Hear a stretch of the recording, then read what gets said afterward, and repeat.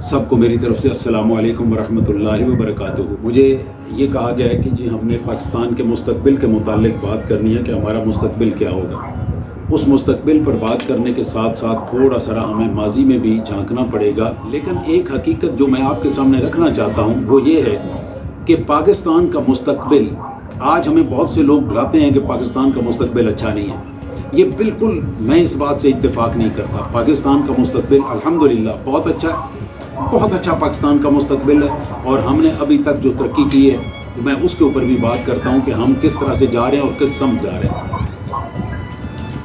जिस वक्त हम किसी ये टर्म बोलते हैं ना, किसी वक्त हम ये कहते हैं कि फ़लाँ मुल्क अच्छा है, फ़लाँ मुल्क की तरक्की बहुत अच्छी है, तो ये एक रिलेटिव टर्म है, ये एक मवाजना है दो चीज़ों के दरमियान। अगर एक बंदा 10 किलोमीटर की स्पीड से भाग रहा है तो हम कहते हैं बहुत तेज़ भाग रहा है।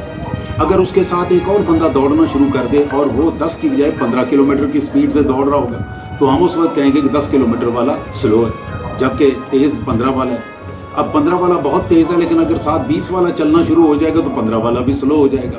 बिल्कुल इसी तरह से हम जिस वक्त ये मवाजना करते हैं तो हमें अपने तारीख़ के साथ मवाजना करना पड़ेगा कि जिस दिन पाकिस्तान बना था उसके बाद से हम किन किन मराहल से गुजरे और उस वक्त हमारी ताकत क्या थी और आज हमारी ताकत क्या है। तो इन चीज़ों को जिस हम मद्देनज़र रखते हैं तो मैं उसमें एक दो चीज़ें गुजारिशात अपने तमाम के तमाम सुनने वालों के सामने रखूँगा कि पाकिस्तान शुरू में एक ऐसी मुमलिकत था जिसके मुतालिक पूरी दुनिया वो ये कहती थी कि इस मुल्क ने 1 साल से ऊपर नहीं चलना। ख़ास तौर पे इंडिया ने, बरतानिया ने, इन सब का ख्याल ये था कि पाकिस्तान 1 साल से ऊपर नहीं चलेगा। अल्हम्दुलिल्लाह आज 73 साल से ऊपर हो गए और हम चलते आ रहे हैं। पाकिस्तान अल्हम्दुलिल्लाह अपना तरक्की की मंजिलें तय करता जा रहा है। ये मैंने एक आपको चीज़ बताई। अब एक दूसरी चीज़ सुनिए। जिस वक्त हम ये कहते हैं कि कोई मुल्क तरक्की कर रहा है तो उस तरक्की का पैमाना क्या है? बहुत सारे पैमाने हैं, जिनमें से एक पैमाना ये है कि मैं आज से 40 साल पहले अगर देखता हूँ तो मुझे अंदाज़ा होता है कि 40 साल पहले हमारी क्या हालत थी। कच्चे मकान होते थे। 40 साल पहले कच्चे मकान थे, पक्का मकान गांव में कहीं नहीं मिलता था। खाने के लिए सालन नहीं मिलता था। कीकर की फलियों के अचार बना के हम खाना खाया करते थे। सफ़र के लिए हमारे पास तांगे और साइकिल हुआ करते थे। आज हर साइड पे आपके मोटरवेज और दूसरी मोटरवेज। मेरे अपने गांव में कच्ची सड़क, वो सड़क भी नहीं थी, हम तो उसको सड़क भी नहीं कहते थे। एक पगडंडी होती थी, उसके ऊपर चल के हम आते थे या हमारे तांगे उस पर आते थे। तो ये हमारे सफ़र के ज़राए थे। आज मेरे गांव में अल्हम्दुलिल्लाह डबल सड़क, सारा दिन कम अज़ कम 100-125 बस मेरे गांव से गुजरती है, जो लाहौर, रावलपिंडी और इस्लामाबाद और पता नहीं किधर जाती है। तो एक चीज़ ये। दूसरा, हम जो खाने खाते हैं उसके लिए बेहतरीन होटल हर जगह पे मौजूद है। इसका मतलब है कि आपका और मेरा जो मायार ज़िंदगी है वो बुलंद होता जा रहा है। अगर आपका मेरा मायार ज़िंदगी बुलंद हो रहा है तो इसका मतलब है कि हमारे मुल्क का मायार ज़िंदगी बुलंद हो रहा है। अगर आपका और मेरा मायार ज़िंदगी नीचे जा रहा है तो इसका मतलब है कि ओवरऑल मुल्क का मायार ज़िंदगी भी नीचे जा रहा है। तो हमारा अल्हम्दुलिल्लाह हमारा मायार ज़िंदगी पहले से बहुत ऊपर है। आइए इसको एक और तरफ ले जाएं कि हमारे ऊपर कर्ज़े बहुत हैं, हमारी मईशत के लिए हम सारा दिन बातें सुनते हैं। इसके ऊपर मैं एक बात करना चाहूँगा। हमारे एक वज़ीर आज़म ज़ुल्फ़िकार अली भुट्टो मरहूम, उन्होंने 1975 में ये बात की थी, घास खाएंगे एटम बम बनाएंगे। अब ये दो जुमले हैं, एक घास खाएंगे और दूसरा एटम बम बनाएंगे।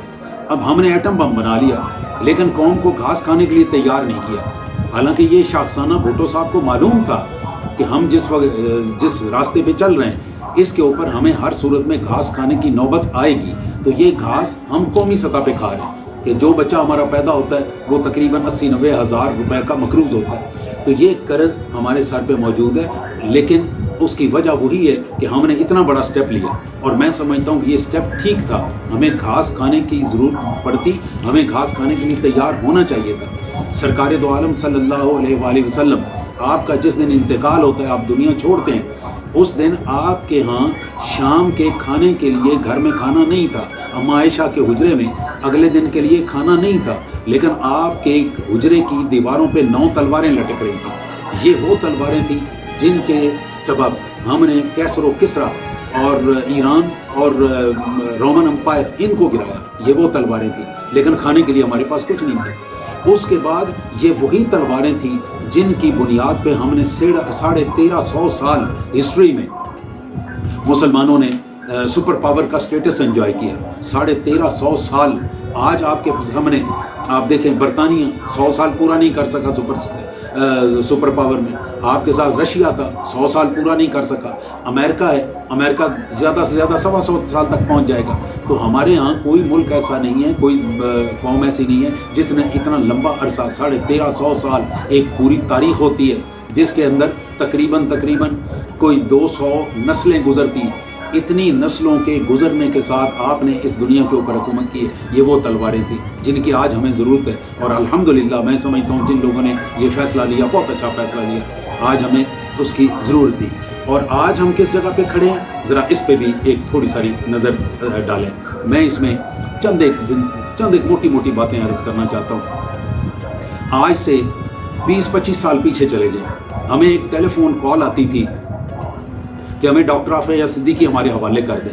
ہم ڈاکٹر عافیہ صدیقی کو پکڑ کے ان کے حوالے کرتے تھے۔ ہمیں ٹیلی فون آتا تھا امریکہ سے کہ جی ہمیں ایم القاسی دے دیں، ہم ایم القاسی زندہ کوئٹہ سے پکڑ کے ہم ان کے حوالے کرتے، اور اس کی لاش ہم بعد میں وصول کرتے تھے۔ ایک وقت وہ تھا۔ آج 20 سال کے بعد پاکستان اس جگہ پہ کھڑا ہے، وہی ملک ٹیلی فون کر کے کہتا ہے کہ ہمیں ملٹری بیس دیں۔ آپ ملٹری بیس دینے کے لیے تیار نہیں ہیں، آپ کہتے ہیں ایبسولوٹلی ناٹ۔ یہ آج آپ اس جگہ پہ کھڑے ہیں، اور یہ بھی ذہن میں رکھیے، جب بندہ کوئی بھی قوم اتنا بڑا سٹیپ لیتی ہے تو اسے کچھ نہ کچھ پے کرنا پڑتا ہے، اور ہم وہ پے کرنے کے لیے تیار ہیں۔ لیکن میں جو کچھ دیکھتا ہوں، میں بالکل اپنی طرف سے آپ کے ساتھ بات کر رہا ہوں، میں جو کچھ دیکھتا ہوں ہمیں انشاءاللہ اس کے بدلے میں کوئی بہت لمبی چوڑی چیزیں پے نہیں کرنی پڑیں گی۔ ہم الحمدللہ آج تاریخ کے اس دوراہے پہ کھڑے ہیں جس وقت آج مستقبل کی بننے والی سپر پاورز اور ماضی کی ٹوٹنے والی سپر پاورز وہ ساری کی ساری پاکستان کے سامنے کھڑی ہیں، اور یہ اللہ تعالیٰ کا وہ احسان عظیم ہے جس کے اوپر جتنا بھی ہم شکر ادا کریں اتنا کم ہے۔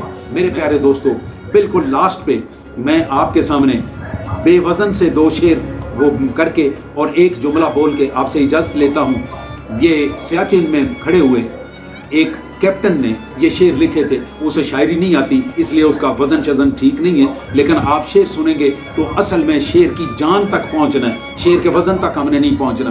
اس نے وہاں پہ یہ بات کی کہ زندگی کی اصل اڑان ابھی باقی ہے، غزوہ ہند کا امتحان ابھی باقی ہے، ابھی تو ناپی ہے مٹھی بھر زمین ہم نے، ابھی تو پورا ہندوستان باقی ہے۔